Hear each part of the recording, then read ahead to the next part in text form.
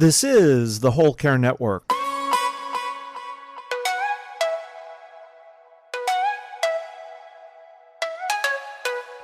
Helping you tell your story one podcast at a time. Content presented in the following podcast is for information purposes only.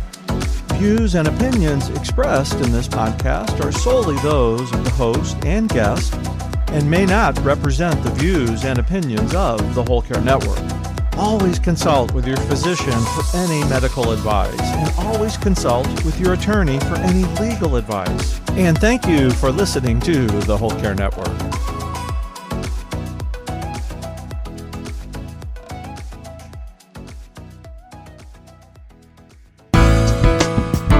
This person named Wayne lived in Seattle and was a big gardener, and he died. And his body was composted by Recompose. And his sister Marie came and picked up the soil after 2.5 months. She brought a trailer, and our team helped her, load the trailer and tie it down with tarps. She brought it back to his neighborhood, and then all his neighbors came with 5-gallon buckets and took some of that soil and brought it to their gardens. And so Wayne just kind of is still gardening in Seattle in his neighborhood. This is the Heart of Hospice podcast with Helen Bauer. Today's guest, Katrina Spade, is the founder of Recompose, and she's teaching me about human composting. Whether you're a family caregiver or an end-of-life professional, the Heart of Hospice is here to enhance your hospice experience by connecting you with information you can use about end-of-life care.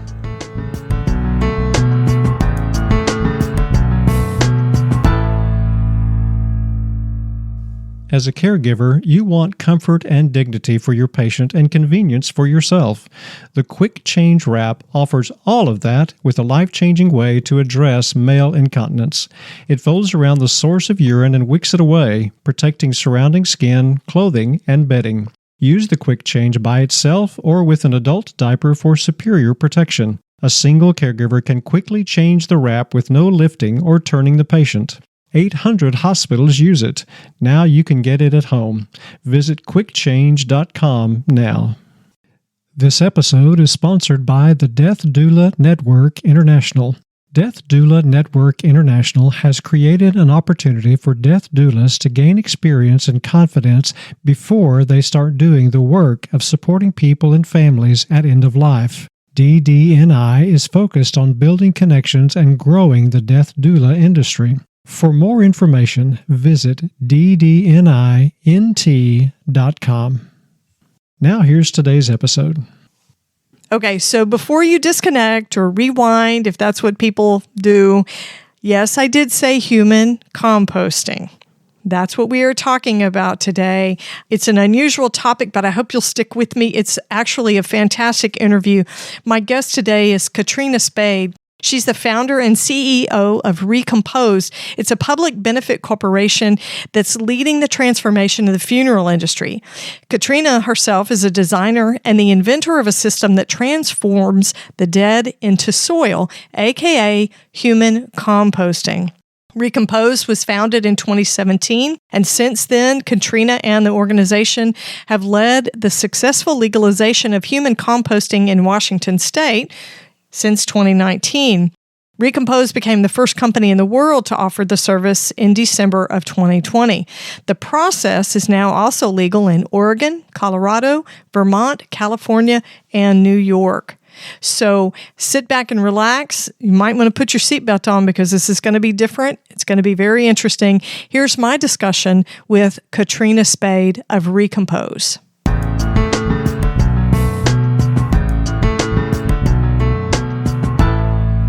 Katrina, it's so great to have you on the podcast. Welcome. Thanks for having me.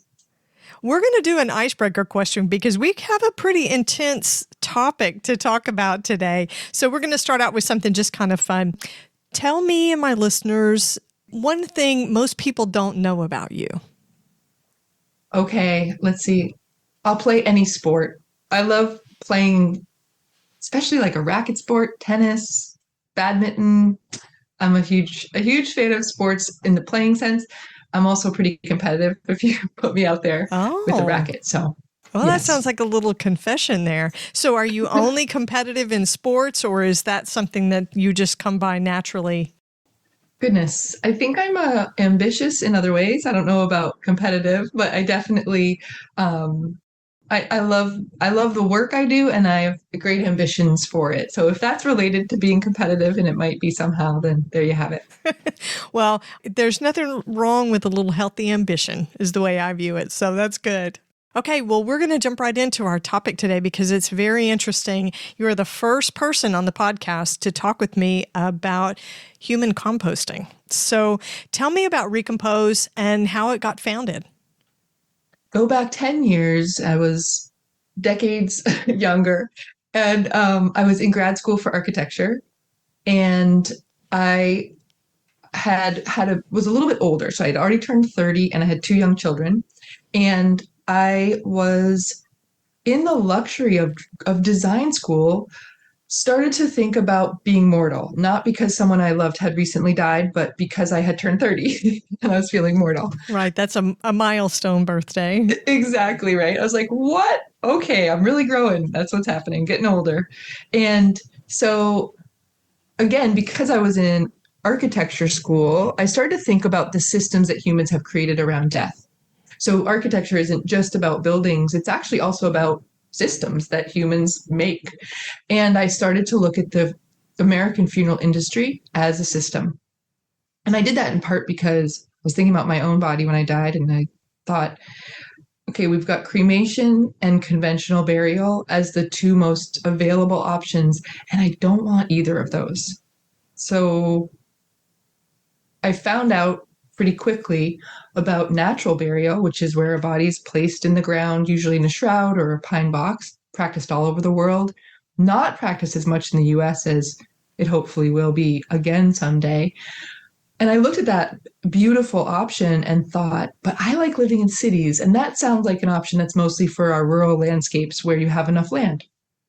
So all of this kind of coalesced, and I started to wonder if I could design an urban solution for ecological death care, a way to have a green funeral in our cities.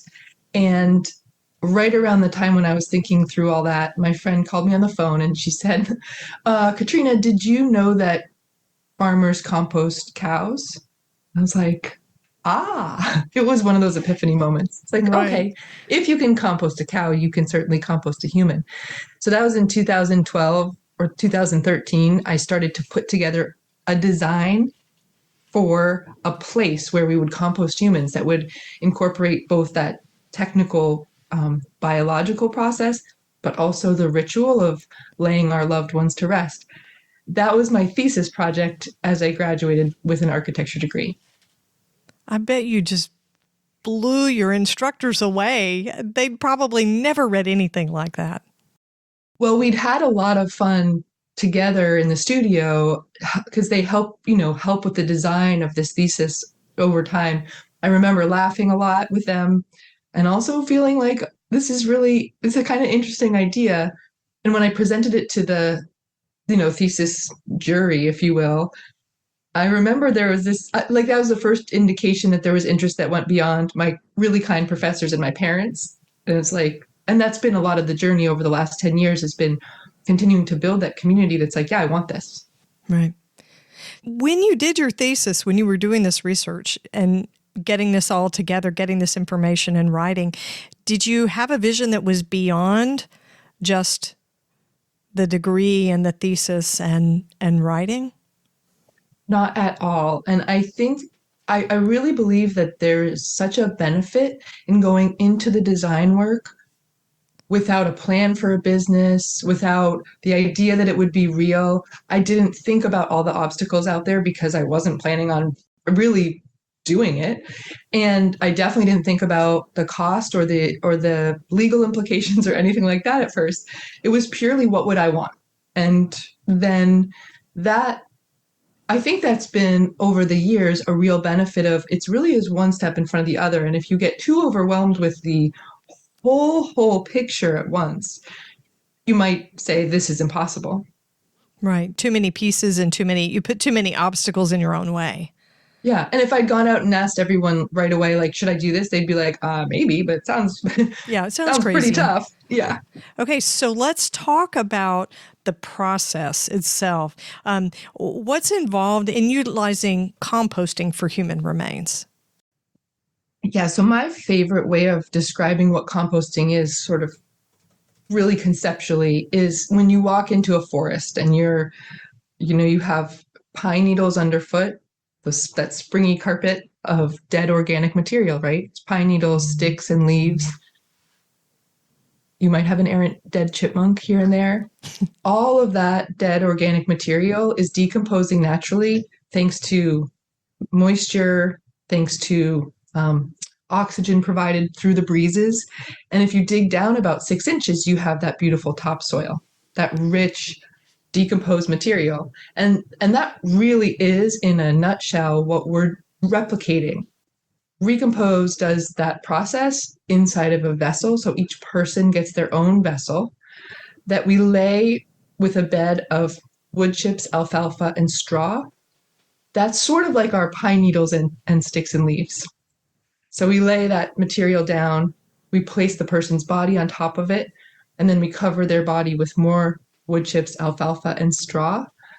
And then over the next 30 to 40 days, we let nature take over. We're providing oxygen via a basic fan system. And about once a week, we slowly rotate the vessel so that there's plenty of air. But microbes that naturally occur on us, like as we speak, they're in the air, they're on the wood chips, they're on the body. Those break down the body and the plant material because we've created this perfect environment for them to thrive. Interesting. Why the choice of the wood chips and the alfalfa and straw? Well, the process, as I mentioned, my friend with the composting cows idea, that process of composting livestock has been really well researched over the past 4 decades. So farmers and agricultural universities and big agricultural institutions like departments of ecology, and departments of transportation for roadkill, they often use composting to break a livestock or animal carcass down quickly and safely. So all the research was there with the biology and safety and how to of composting a cow or a deer for that matter. But on farms, they're usually using wood chips, straw, and manure because it's great. There's lots of nitrogen in manure. It helps get everything going. And early on the process, one of my questions to myself and my design team as we continued to actually build the team was, what is the material we want to use? Because we're not going to use manure as Right. in a human application.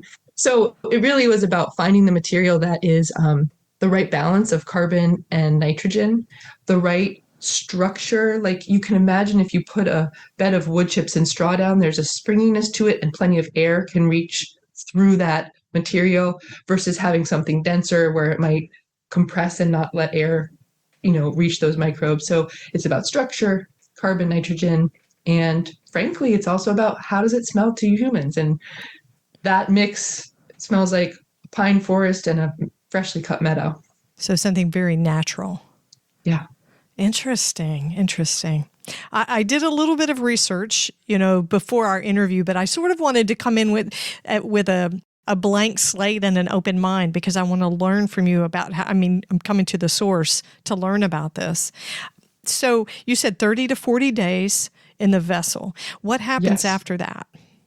So after the vessel, our team, and you'll hear me say NOR operators, and that is natural organic reduction, is the formal legal term that the legislators in different states have decided is the right term for the process. So if you ever see natural organic reduction or NOR, that is human composting. Got it. So our NOR operators, after 30 to 40 days, they've ensured, because we have temperature probes in each vessel, they've ensured that the temperatures have risen through microbial activity and stayed high enough to destroy harmful pathogens. That temperature being high, again, it's really cool because it's produced entirely, that heat is produced entirely by microbes. But when it stays high, it means that the microbes are working fast, everything's breaking down, and pathogens are being destroyed. So what you have after that is material that's safe to use. Our operators remove the soil from the vessel at that point, and they screen for non-organics like a titanium hip, which gets recycled, and they screen for bone fragments. So there's a lot of bone that doesn't break down in that 30 to 40 days, and that is reduced mechanically through a machine similar to a cremulator, which is a cremation bone reducer. Okay. Once the bone is reduced, all the soil and bone is recombined, and for another month to month and a half is cured, which is a fancy way of saying it dries out and gets ready for use on plants. The microbial activity finishes. The compost looks just like what you would buy at a nursery at that point. Okay, so you've gotten to this point, and it's been mixed back together, the body and the soil, or the remains of the body, and the soil has been mixed together. So where does it go from there? So at Recompose, we realized early on, actually I have a kind of a fun story, which is I was speaking before we'd opened, like still in conceptual stages about what I was trying to do. It's probably about 6 or 7 years ago. And I was speaking to a senior living facility. And so a group of elders listening to me, like, Katrina's trying to make this thing happen, like, get it going, because I'm old, you know? And one person in the back of the room, I was talking about it. I was like, yeah, and we're going to create a whole cubic yard of soil because of all that plant material. A cubic yard fills the back of a pickup truck. It's a lot. Yeah. It's a lot of soil to use. And she raised her hand. She was like, Katrina, I want this, but my family's not going to want that soil. So you better figure out something to do with it. Where to put it. Yeah. Yeah. And so that was when I started looking for conservation partners. And so now Recompose clients have the option of donating their soil to conservation efforts, or coming to Recompose and picking it all up, or having a small amount. You know, there's all the in-betweens as well. 50% of our families donate the soil to conservation efforts, and our conservation partner in Washington State is a 700-acre forest. It was mismanaged back in the 1930s. It never got started again as a healthy forest, and they were going to start buying compost because they needed nutrients and biomass. And instead now our families get to donate, and individuals get to donate their soil to that place, and it helps regenerate the forest. So half of our families do that, and the other half come and pick it up from us. And I love that side of it too, because it means that, number one, often a family that's experienced a death, and then, 2 to 3 months go by as this transformation happens. And then they come to Recompose. They often meet our NOR operators, the folks who've been tending to their person's body for that time frame. You get to meet them, and they pick up the soil and they bring it home. My favorite story about the use of the soil so far, I shouldn't pick favorites, but it's a really great story and I know I can use their names because they've given us permission, but this person named Wayne lived in Seattle and was a big gardener, and he died, and his body was composted by Recompose, and his sister Marie came and picked up the soil after 2.5 months. And she brought a trailer, and our team helped her load the trailer and tie it down with tarps. She brought it back to his neighborhood in Seattle, and then all his neighbors came with 5-gallon buckets and took some of that soil and brought it to their gardens. And so, like, Wayne just kind of is still gardening in Seattle in his neighborhood. That's awesome. I mean, it's an idea that sort of needs to take shape in people's minds and as they understand, I think. And that's one of the reasons I want to talk about the process and how it works and what the benefits are of it. So people don't have to take the whole pickup truck full of the soil. They can just take a smaller amount, and a box or an urn or whatever. Yeah, this is our small standard size for houseplants, maybe in your apartment. And again, this is meant to be an urban solution. So it's not the expectation that everyone has a place for a cubic yard of soil. Right. It's more about ecological awareness and contribution rather than we're going to take dad's soil and put it in an urn or a jar up on the mantelpiece. we really strongly encourage people use the material to grow things, to grow new life. I mean, it is living soil. It is nutrient rich. Was once your person, but isn't really a person anymore. And that to me is one of the fundamental shifts that, we don't have to accept that shift, but it's there because actually you get to rejoin the grander ecosystem quite literally. Right. I think that's beautiful. I think that's an incredible legacy, is really what that is. I love that. If you're a caregiver for your dad, brother, or son, you know how exhausting it can be, especially when trying to manage male incontinence. It's very difficult to provide the dignity and comfort he deserves. Let us introduce you to the Quick Change Wrap.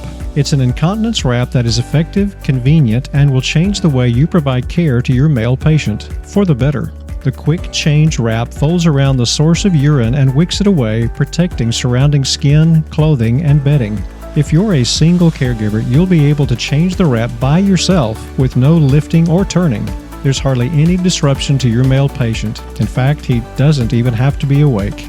It takes just a minute or two for one person to change the Quick Change Wrap regardless of size, anatomy, or weight of the patient. Use the Quick Change by itself or with an adult diaper for superior protection. 800 hospitals use it. Now you can get it at home. Visit quickchange.com now.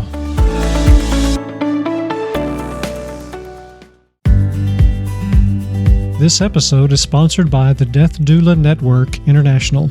Death doulas are always seeking ways to gain experience and confidence before they start doing the work of supporting people and families at end of life. The Death Doula Network International has created that opportunity. The organization provides a deep dive into practice to develop a death doula's skills. More than just death education and learning, the Death Doula Network International is creating heartfelt connections. Sign up for their Skill Mastery Education Workshop starting on June 3rd.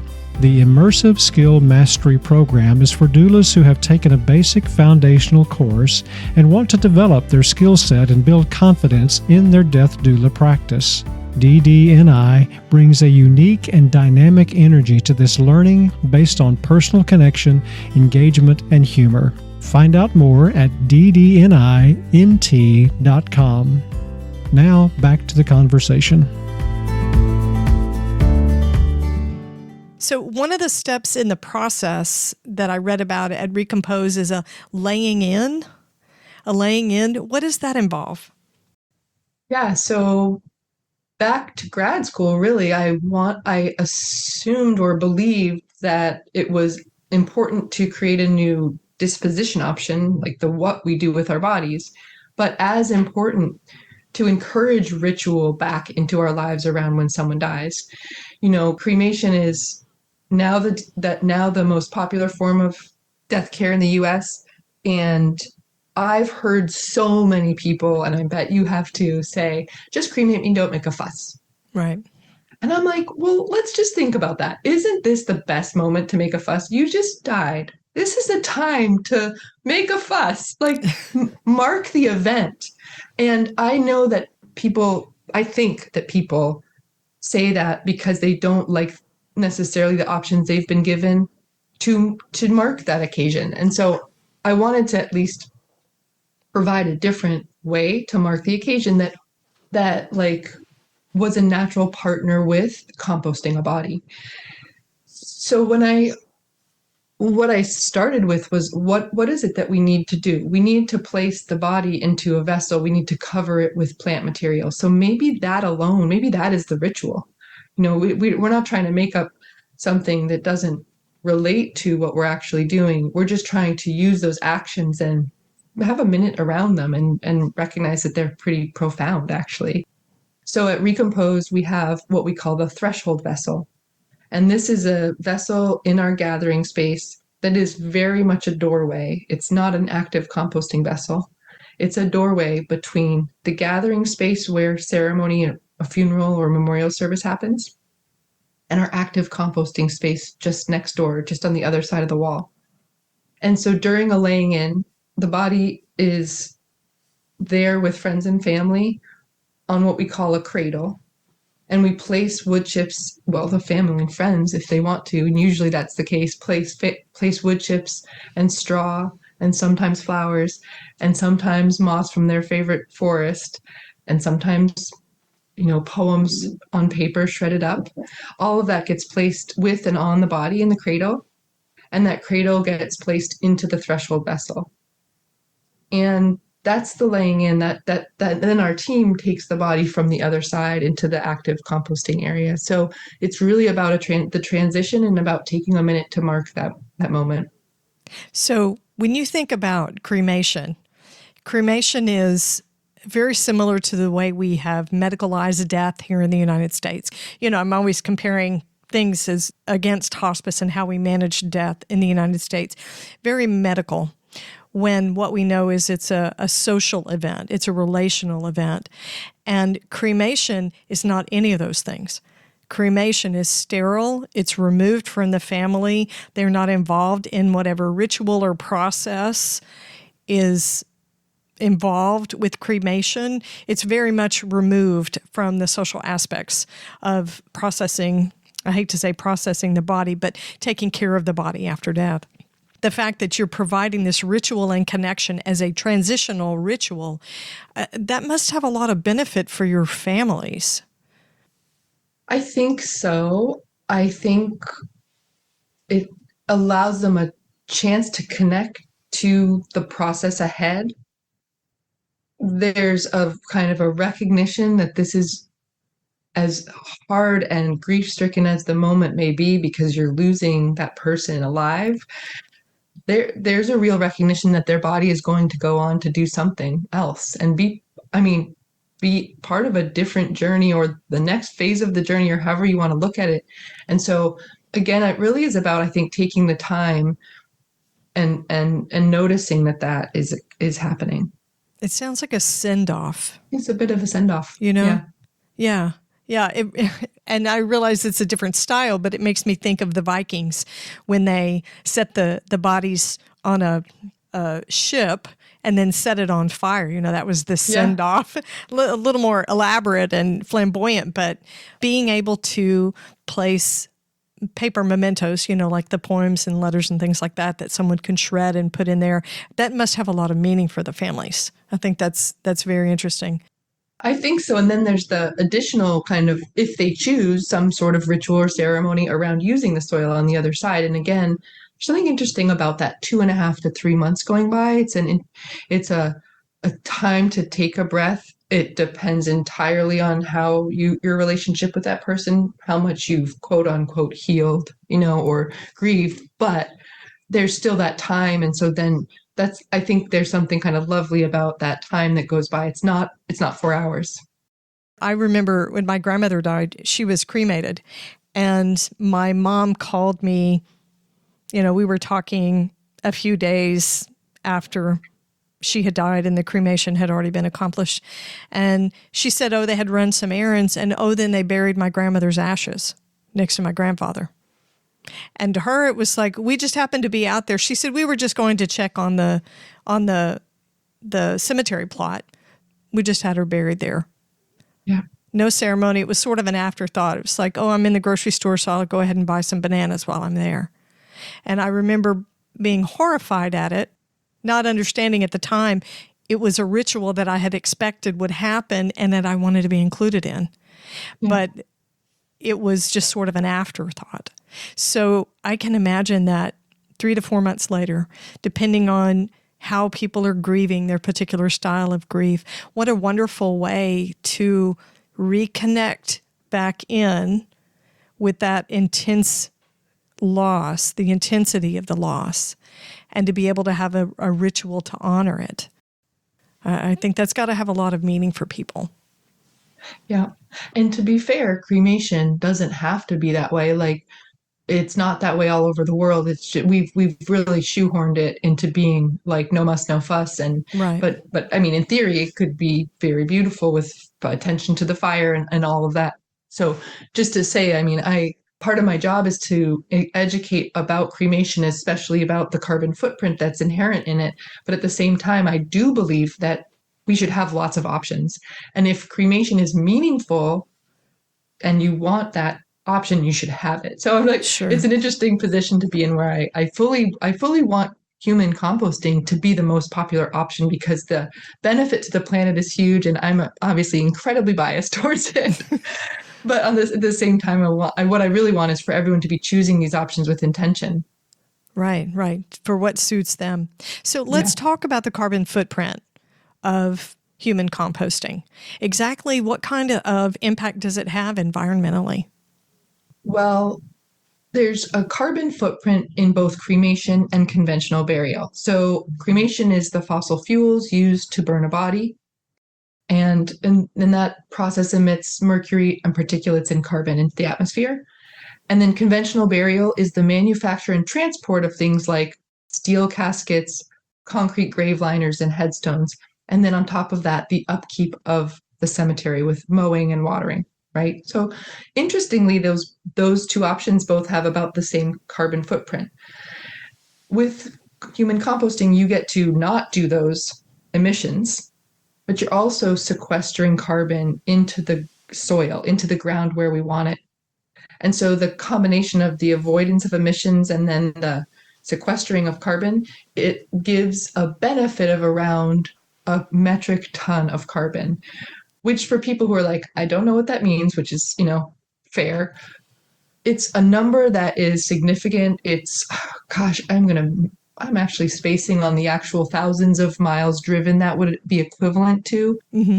It's not going to solve climate change for everyone to be composted. But if everyone was composted, it would make a significant difference and would be a really important, I see it as a really important piece of the climate change toolkit. Like we need to fix transportation, housing, death care, and we can do that with human composting. Right. It's a huge industry, but it's interesting. I had never heard that. So conventional embalming, processing actually has the same carbon footprint as cremation. Yeah. That's interesting. I think a lot of people, at least I did, I had the viewpoint that cremation is better.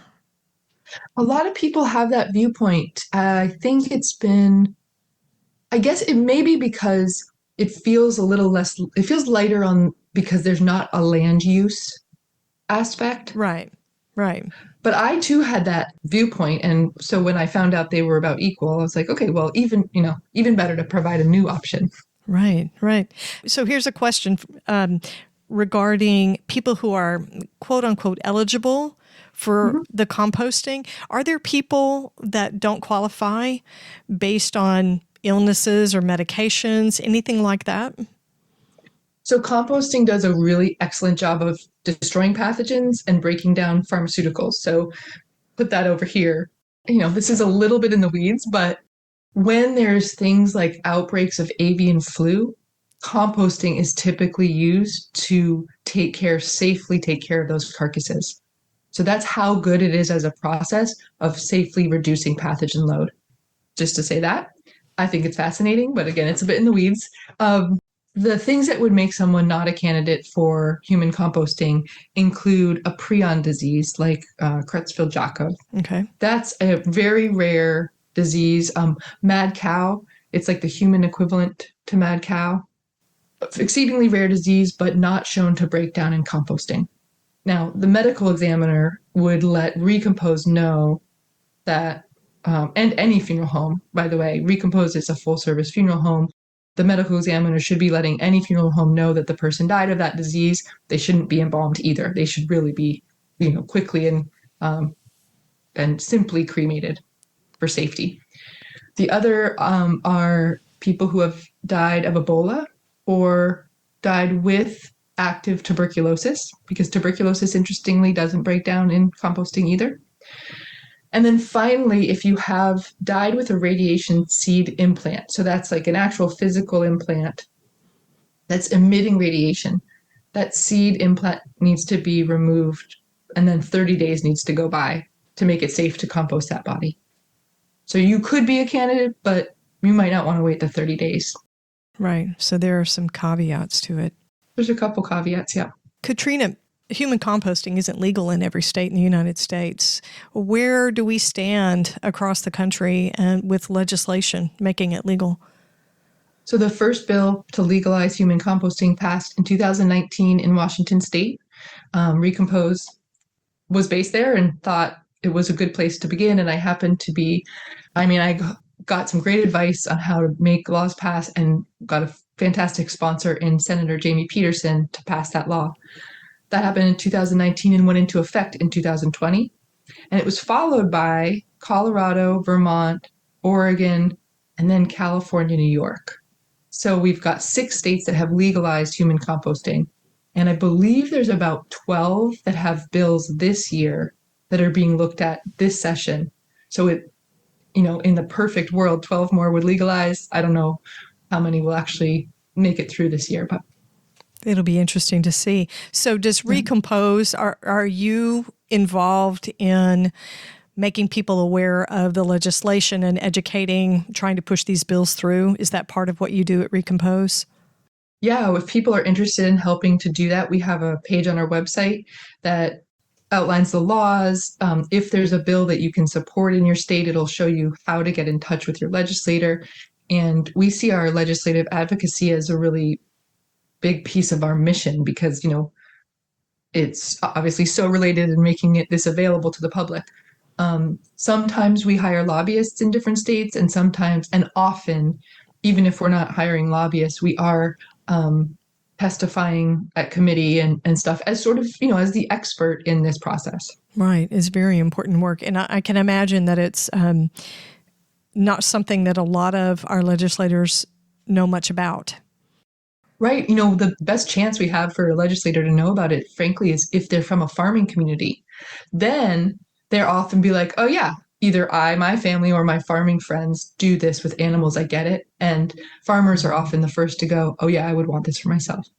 Interesting. So let's talk about grief a little bit.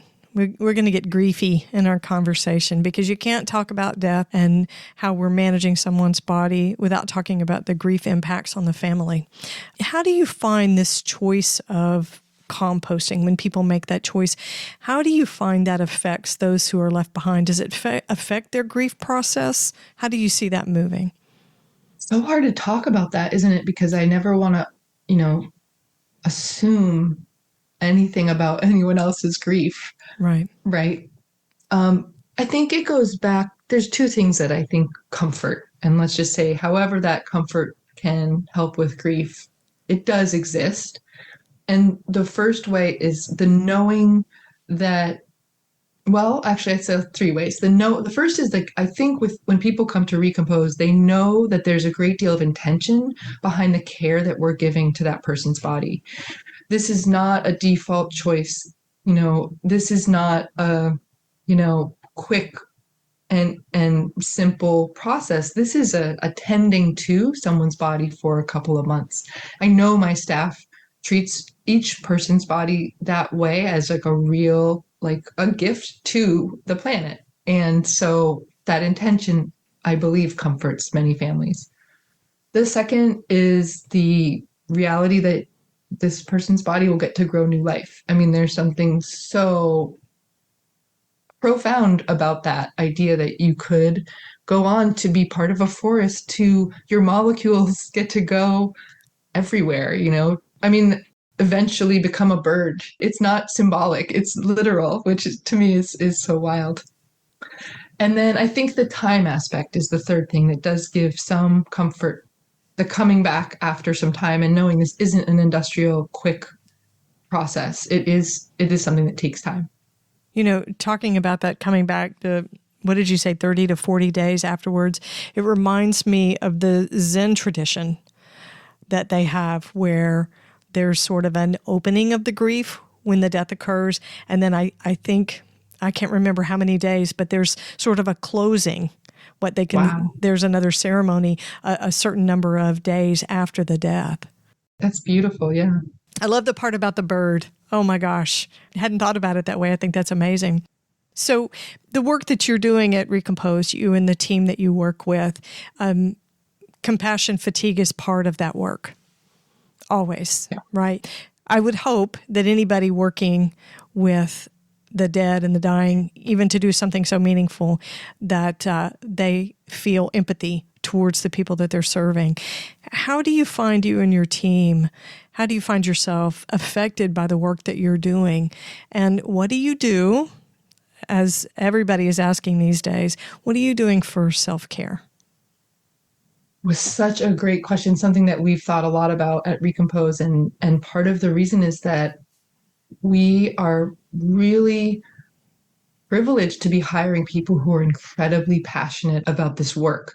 So we have two main teams that do the work of direct care. One is the NOR operators who I've mentioned, who are tending to the bodies in the vessels. The second is the services team, which is made up of many licensed funeral directors coming from mortuary school and other more conventional funeral homes, and knowing that they want to shift and do this work that is different in a lot of ways from conventional funeral industry work. So, but that said, we know that bringing passion to something doesn't at all, in fact, might even be harder for the burnout, the difficulty, the grief that comes with the work, right? It doesn't mean that passion can float you above it, not for forever anyway, maybe for a little while. Right. So we have a emotional care training that we've created for Recompose, and all staff, no matter what your position, take that training when they begin.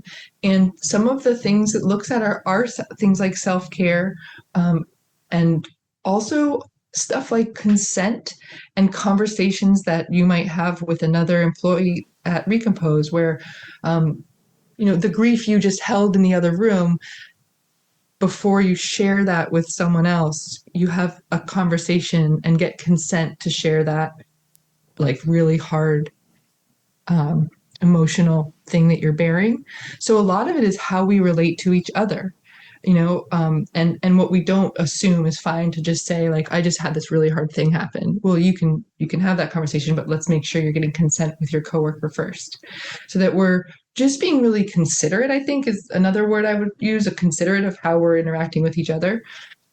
And then finally trying to set up a work-life balance. That's huge. One of our deepest values is that this is death care. And so you can't work all the time because we know life is short. And so whether it's the way we're trying to craft our on-call system so that no one is on call all the time, to the way we're trying to, make policies around vacation and make policy around work on the weekends and nights. That stuff is really hard, and frankly, every company should probably be doing it, but it's especially important to us because of the work. I think people assume that because we work in industries where we're supposed to be compassionate and have empathy, that we're better at how we take care of ourselves and how we take care of each other. Yeah, you're already shaking your head. We know that's not true.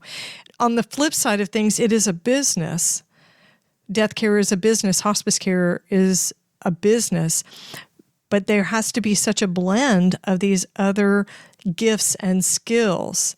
I love the way that intention seems woven, not just through the process and how you take care of the bodies that you receive in the families, but also how you interact and take care of each other. I've had this grief experience that I need to offload, but I'm going to ask you, Katrina, can you sit with me in this for a few minutes? Can you receive this right now? Is this a good time to talk about this? I would think that goes a long way in reducing compassion fatigue. Yeah, I hope so. And I won't pretend we have it all figured out. We're still working on, and we will continue to be working on that for probably forever. Another thing I really appreciate about our point of view when it comes to work is we want to be really transparent with people, especially like young folks coming in with this passion, that it's okay to decide it's not for you. It's okay to say, I'm going to go try something else. This death care work is not going to be sustainable for me. It's also okay to walk away, go away for some time and come back to it. So like kind of releasing for people. I think there's a lot of excitement around death care work. I know there is right now. And I know that young people are especially like taken with the idea of working in this really meaningful industry. And that shouldn't make you feel like you can't leave or you're failing if you leave or, decide to try a different path for a little while. So we try to really just be frank about that. Right. It's creating a sustainable workforce. That sounds very businessy, but I mean, people are going to continue to die. Yeah. Right? That much we know. Yeah, we know that for sure. So, Katrina, tell my listeners how they can connect with you, find out more about Recompose, and read about the work that you're doing. Please come to our website. It's recompose.life, Life. We have so much rich information on there about the process and the environmental benefit and all of it. So come to our website to learn more. We have a pre-payment plan called Precompose, of course. I love it. Very clever. And so if you're inspired, you can sign up for your future death care with us. We have lots of under 49ers as part of that plan, and excited when people get involved that way. And then we have a newsletter list, which sounds boring, but I swear it's not. Once a month, we send out a newsletter. It's full of information if you're interested in working in the industry. We post jobs there. We post opportunities and where we're expanding to next and all that. So the website. And then we're on social media at Recompose Life. Awesome. I'll have links to everything in the show notes so that the listeners can find it. You. Katrina, thank you so much for spending time with me today. Interesting work, very, I think, valuable and meaningful work. Thank you for what you're doing. Thank you. I love this conversation.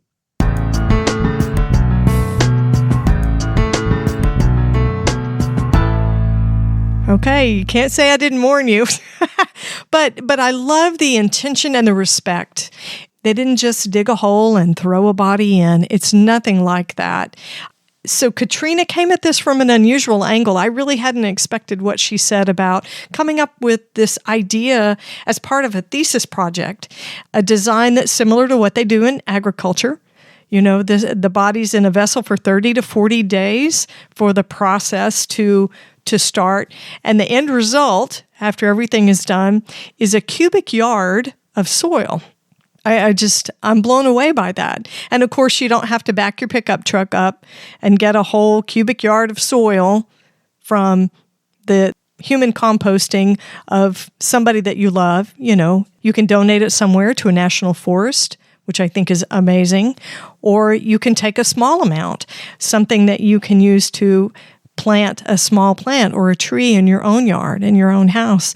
She told a story about a gentleman who was a gardener, and his friends all got some of the soil to put in their own gardens. So in a way, this gentleman was continuing to garden. That was part of his legacy.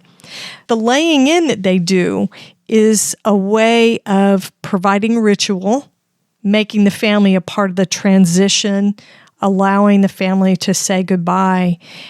It's really a very meaningful process. Creates a lot of meaning, a lot of legacy, I think. 6 states in the United States have legalized human composting, and Katrina told us that 12 more states are considering legislation that will legalize human composting there. You can connect with the work that Recompose is doing at recompose.life. That's their website. They're also going to be utilizing regulation crowdfunding, and you can actually purchase shares of this private company. You're going to want to check that out. You can also find them on social media. So connect with Katrina, connect with Recompose, and see this meaningful work that they're doing. Be sure to catch the next episode of the Heart of Hospice podcast. You can find more episodes on theheartofhospice.com, and don't forget to subscribe on your favorite podcast platform. You can connect with the Heart of Hospice on Facebook and Instagram, and send your questions or comments by email to host@theheartofhospice.com.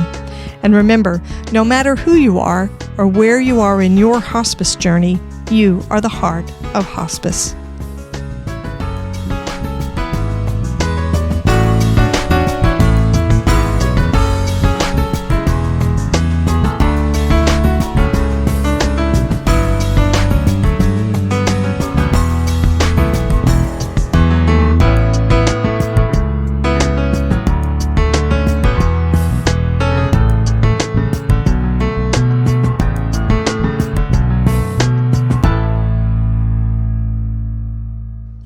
This is the Whole Care Network.